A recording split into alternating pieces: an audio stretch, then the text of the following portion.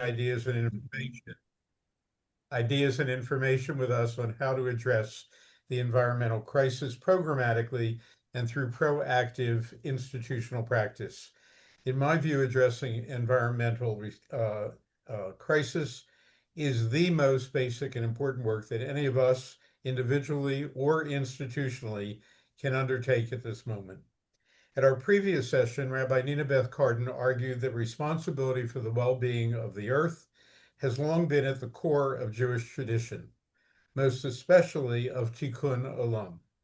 It is her view that the environmental crisis demands that all of our institutions take responsibility for engaging the issues. Joelle Novi, director of Greater Washington Interfaith Power and Light, concurred. She suggested several approaches to opening up community conversations on daunting and sometimes contentious content. I urge you all to view the video of their presentations available online. We have held about half of today's session for Q&A and conversation, so please feel free to use the raised hand signal on your dashboard. We'll call on you in turn. Please also use the chat to pose questions, make comments, and suggest citations and other resources. Without further ado, let's begin. Rachel, you are on.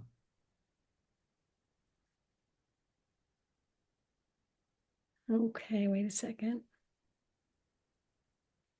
Okay, I am going to, thank you for having me, apologize from the beginning because it's a lot of information. Some of it's really dry, so I'm going to buzz through it. I'm going to have to read a lot of it, but I've tried to make slides so that in fact you can, see it in front of you if I've said it too fast. Okay. And let's see. So let's begin. Since the beginning, we have chosen to live near water. That may no longer be prudent because waters are rising. 100-year storms may happen more, let's see, I lost my place, multiple times in a single year. To keep water out and away from structures, consider your elevation, proximity to ocean, rivers, and lakes, risk of storm surge or strong riverine flow. Think of Asheville, North Carolina, where no one expected floods. Also think of rising groundwater. Know your FEMA flood zone. Think about stormwater management plans and your drainage. Examine your facility's inner use with an energy audit of windows, insulation, and the HVAC system. Improve efficiency with LED bulbs, smart sensors on lights, humidity controls, and thermostats. Electrify HVAC using solar, heat pumps, and geothermal. Establish a maintenance schedule maximizing efficiency and reliability of all of your equipment. Consider water-saving fixtures in restrooms. Costs are increasing for you and for your visitors.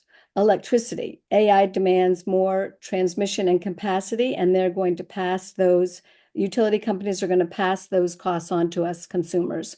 Insurance premiums. If insurance available at all, it's going to reflect increased climate risks. FEMA is being dismantled and no longer a reliable backstop.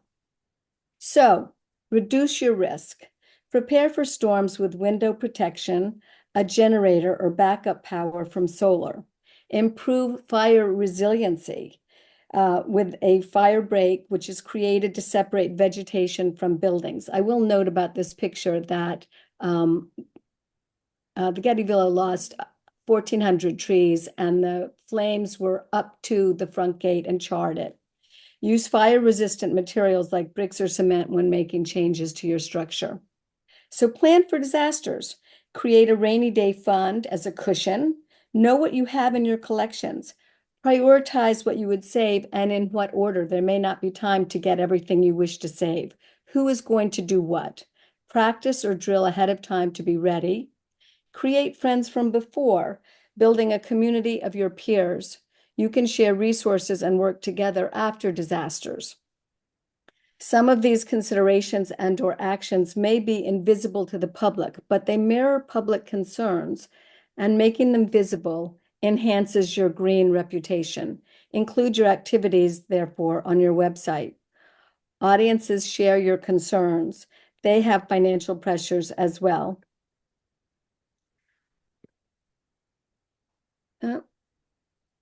It is not, wait a second, it didn't advance. There. Going green in daily practice. Within your institution, reduce, reuse, and recycle is the mantra. Create a green team. Encourage climate action planning across departments to avoid redundancies if your departments are siloed. Share information and resources among the staff and celebrate successes, which incentivizes yet more successes. Materials for visitors. Switch to digital away from paper for entry tickets, membership cards, cafe and store receipts.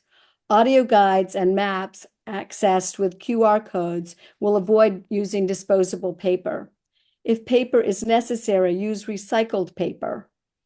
Soy-based inks with minimal designs to reduce the usage of ink. Limit your visitor giveaways to items that are useful, durable, and can be recycled. Materials for exhibitions should be using low impact woods materials. For flooring or paneling, use bamboo, cork, or linoleum. Recycled metals and fixtures from past exhibits can also be reused. Eco-friendly wall and surface treatments reduce indoor pollution. So use low VOC paints and plant-based coatings, biodegradable adhesives, and non-toxic varnishes. Reusable, modular, and repairable components can be employed in exhibit design, including modular walls and interchangeable parts with standardized fittings. High-quality, durable display cases that can be used over and over are advisable. For your signage and labels, choose water-based or soy-based inks, avoiding solvents and coatings, matte finishes that don't have lamination. But if you need extra protection, use recyclable or biodegradable films. FSC certified or 100% recycled paper or cardstock, PVC-free boards, recycled PET plastic if necessary. It would be important to standardize your fonts and labels for all exhibits. That would give you consistent branding and would enable the reuse of labels in the future and holders and frames. Use QR codes to limit label size by limiting the verbiage. To display labels, use magnet-based labels or slip-in frames for label changes. Mechanical fastening instead of adhesive backing, but if necessary, again, choose low VOC removable adhesives. Bamboo or cork recycled wood are good for long-term interpretive panels. Long-term signage needs material with a long surface life, in which case use UV-resistant coatings or inks to reduce fading. Outdoor signage with replaceable inserts, not full panel replacements, so you can use them for a longer period of time. Aluminum with high recycled content is good for outdoor or high water signage. Repurpose materials in a reuse library or donate leftover materials to schools and community groups. Dispose of hazardous materials using proper sustainability protocols. Now, what happened? Shipping and packing materials. For these, you should try to partner with other museums so that you can share exhibit and share shipping materials, which are expensive and wasteful if they're thrown away. Go green with natural packaging materials, which would include mushroom-based packaging, recycled paper packaging, recycled content, honeycomb cardboard, and biodegradable foams. Recyclable or shared crates can be used multiple times, and standardized packing systems make it easier for you and others to use in the future.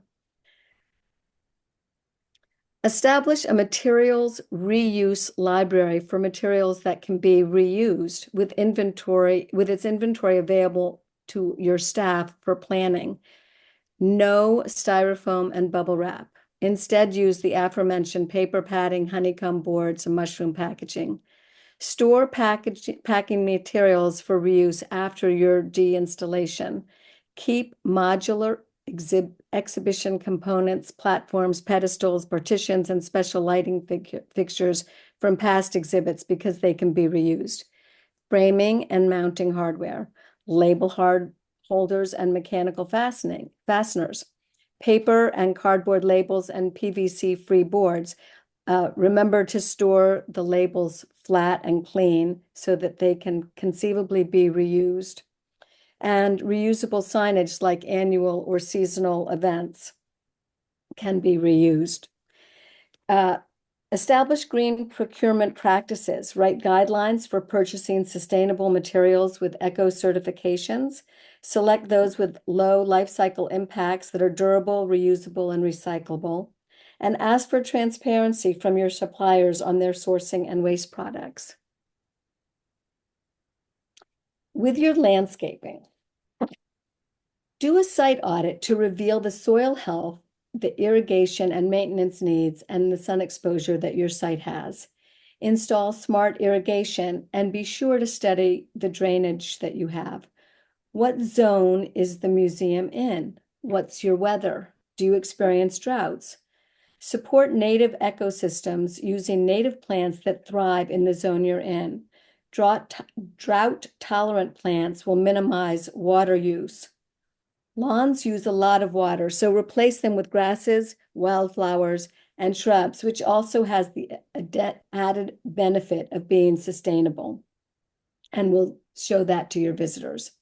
Capture, filter, and control rainwater runoff, mostly from roof and parking areas, using rain gardens and bioswales, which will conserve and prevent runoff. Plant trees and dense planting to absorb CO2, but be sure that they're located outside of your fire break. A visible green initiative reinforces the museum commitment, providing educational opportunities. You can include pollinator gardens, green roofs, and living walls, which reduce building heat gain and increase insulation efficiency. They can be designed as accessible and inviting green spaces for visitors and staff. Indoor plants will purify air and improve visitor well-being. They are relaxing, attractive, and may even inspire longer visits. Plant a garden for museum use with herbs, vegetables, or flowers, which reduces the need to import these for exhibits and events. Permeable surfaces on walkways and patios help with water management as well. In your cafe, first of all, before I say anything about the cafe, water fountains should be available throughout the museum, and visitors can refill their water bottles. In your cafe, the water fountains are also available, and visitors can refill their bottles. No single-serve plastics, no plastic or styrofoam cups. If visitors want something to drink other than what they can refill in their water bottles, they can order another beverage, which will be served in a paper cup or glass. Compostables or reusable food service items like plates and forks will not be into landfills, but can be reused or recycled. Cardboard or compostable to-go containers for visitors who want to take food home. Purchase supplies in sustainable packaging when possible, and have a menu that has healthy and vegetarian options. Also, have visible bins to store food waste, recycling, and trash. That's helpful and also sends a message. Donate your surplus food. In your store, sell museum-branded water bottles. Sell climate books. Source merchandise that is recycled, upcycled, or locally produced. Choose ethically sourced organic cotton and hemp textiles like cloth napkins and kitchen towels, which will avoid using paper. You can have fun climate-serving merchandise to show museums' green commitment. For example, how about some funky clothespins and clotheslines? Climate change stands between us and a breathtaking, exhilarating future. We cannot afford to be paralyzed by fear or shame. We must act with power, love, and a sound mind. Together we can save ourselves. That's a quote from Catherine Hayhoe, who is a very well-respected and notable climate scientist and the chief scientist for the Nature Conservancy.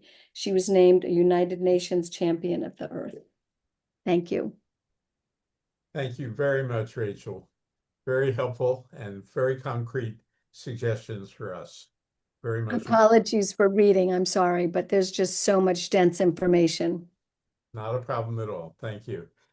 Sam, you are on.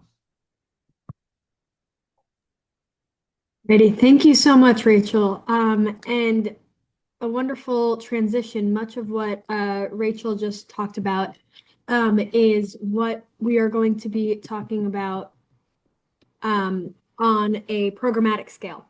So thank you, Great. Rachel. And is it just me or is everybody seeing the presenter version now? We can see the presenter version now. Oh, So dang. Yeah, so I think what you do, Sam, is that you screen share the full and Okay. you kind of like behind the scenes switch over. Okay, I see. Thank you. Thank you all for bearing with my technology skills or lack thereof. There you go. All My right. calculation is we just need to give each other lots of grace because bizarrely, this is more complicated than it seems. You would think after all these years on Zoom. Okay. All right. Does it look normal to everybody now? sure does. Looks great. Fantastic. Awesome. All right. Hello, everybody. My name is Sam Sobel. I am the Baltimore Climate Action Coordinator for Adamah. I am thrilled to be talking with you today about what Adamah is as an organization, what I do at Adamah, and what programs we offer, and in specific, the Jewish Climate Leadership Coalition.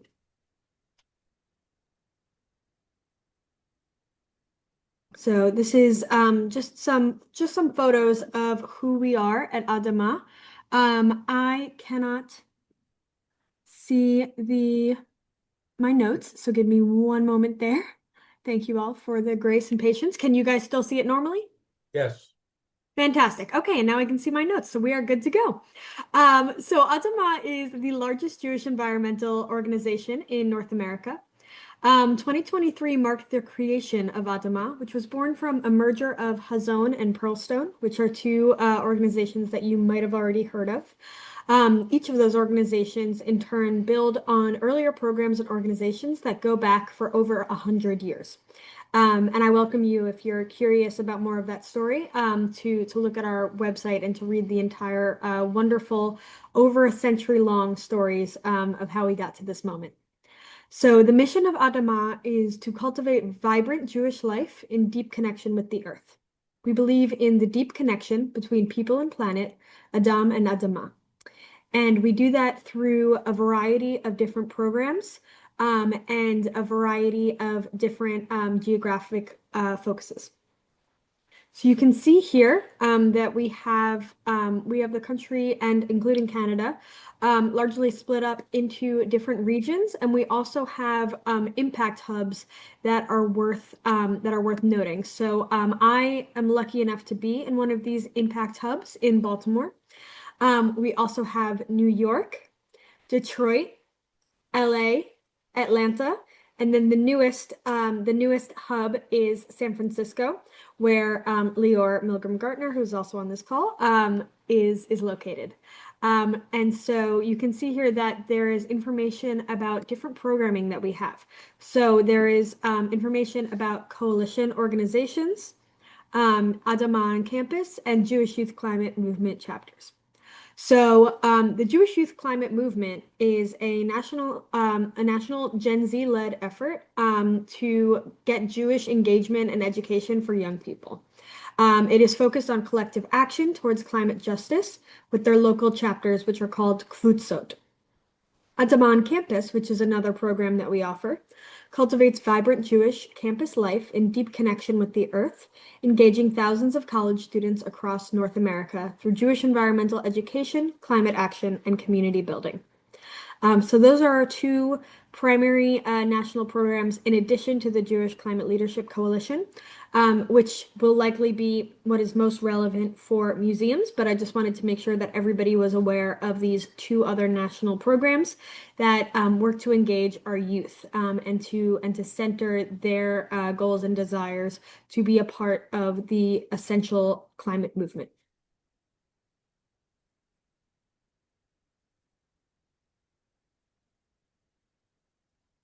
So the Jewish Climate Leadership Coalition was launched in September of 2022 with 20 founding organizations.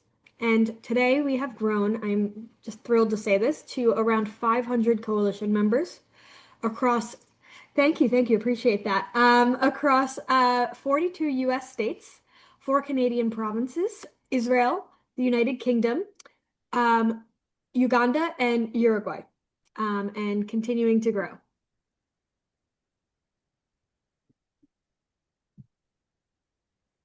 Oh, and sorry, I can touch on this just quickly. Essentially who we are and how we go about it. So membership is free and participation is simple. There is only one requirement per year to be a coalition member, and that is to fill in, submit, and implement a climate action plan, which you have support from our entire climate action team here at Adamah to do.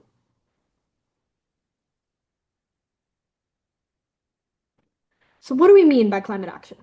There are 2 primary buckets that we look at. The first is getting to net zero emissions. And the second is expanding impact. So to get more in depth on what these mean, we have created a framework that provides resources on what all of this means, and that is what our climate action overview looks like. So to give you a little bit of a taste of that overview, first, we have getting to net zero emissions. And this is not applicable across the board for all Jewish organizations, as there are some Jewish organizations that do not have a building, or they have a small building, or they rent a space.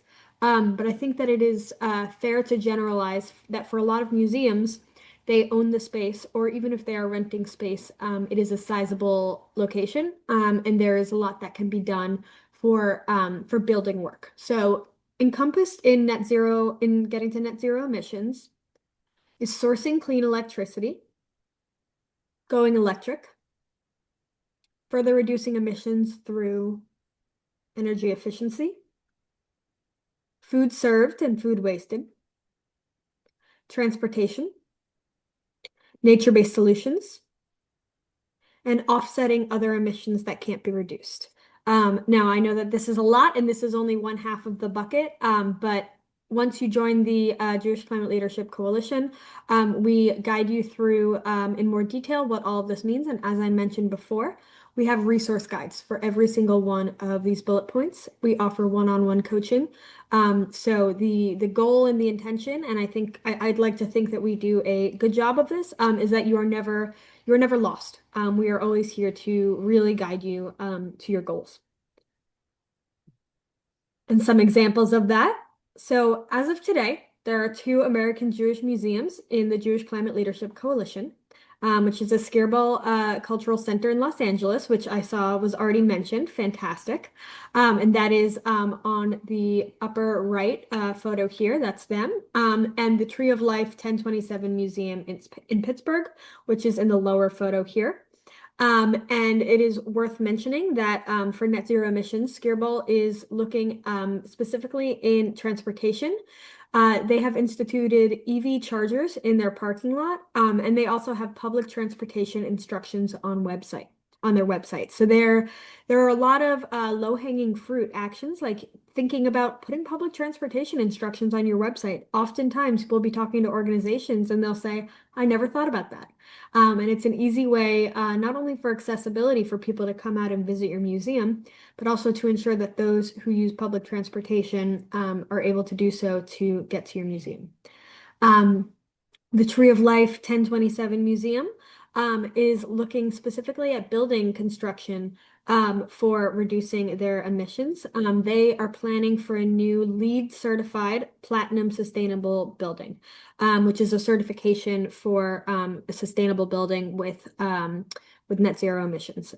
So we are looking forward to seeing that being built in Pittsburgh, and looking forward to supporting them on that journey, as well as, of course, looking forward to welcoming hopefully many more American Jewish museums to the coalition to support them in their goals and plans. So expanding impact. So expanding impact looks at three primary points, which is education and nature connection, advocacy, and finance. So education and nature connection is a huge part of, if I had to guess, I would say most museums. To educate and inform is often one of the primary goals of a museum. And so to be able to do that in a way that is working in tandem with the earth is important for visitors, for a museum's ethos, and as a member, of course, of the coalition and of a group of people that care deeply about the environment. So we have some examples here. This is from the JCC in San Francisco. So even though that they are not technically an entire museum that is part of the coalition, they do have the Katz Snyder Gallery.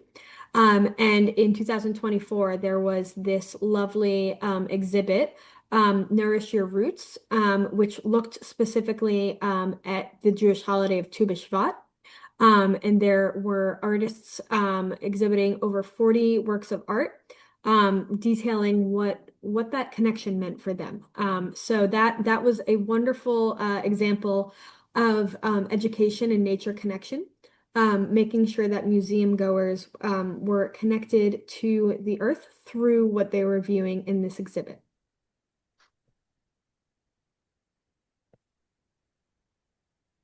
So how can you get involved? I hope that this all sounds fantastic to you so far. So you are welcome to scan this QR code at the top, and I'll leave it up for a bit. But we want to see more museums in the coalition. There is a lot of opportunities to improve climate action within the museum community of Jewish America, and we welcome all of you to join. There's no baseline, and there is no expectation of what needs to be achieved. We meet you where you're at, and we want to make sure that your goals can be achieved, that the climate action that you see for your community, for your museum, can be a reality. So in order to join, you can send the link that you get from this QR code. You can send it, or if you are the director of the museum, then you can just fill it out yourself. You can send it to the director of your museum, and they can fill it out. And a liaison will need to be selected. There can be up to 2 people, and those 1 or 2 people will receive all the communications from us. However, as Rachel fantastically mentioned before, a green team is always a fantastic idea to get group and communal support. So as many people as are interested can work on the climate action plan and work on setting those goals. These plans are due once a year, right before Tu B'Shvat. And while that is the only requirement for being a coalition member, we also provide optional opportunities to all coalition members, support in the form of resource guides, as I mentioned before, workshops and seminars, one-on-one coaching, project funding with our Climate Action Fund, and much more. I will leave this up for another moment in case anybody still needs to scan the QR code. And then I will go to the last slide, which just has the information to contact me. But please, any questions that anybody has, would love to hear it, and we would really love to have the museum section of on our website. We have a section that says all of the members of the coalition, and we have the museum section, and we would love to see that grow. So an open invitation for all museums in this lovely roundtable and beyond to join the coalition and to be supported in climate action goals and climate action work. And here is where you can reach me if anybody wants to take a quick photo of that. And I'll leave that up for a moment while you wrap us up, and then I will stop sharing in a moment. Great. Sam, thank you very much. It's most appreciated. So we have a lot of very specific and concrete suggestions for taking action. And the first thought that occurs to me, I hate to be primitive about this, but why museums now? And I ask that in two different spirits. One is museums already have God knows enough on their platter without adding yet another area of responsibility or activity. They're strapped for money. And two,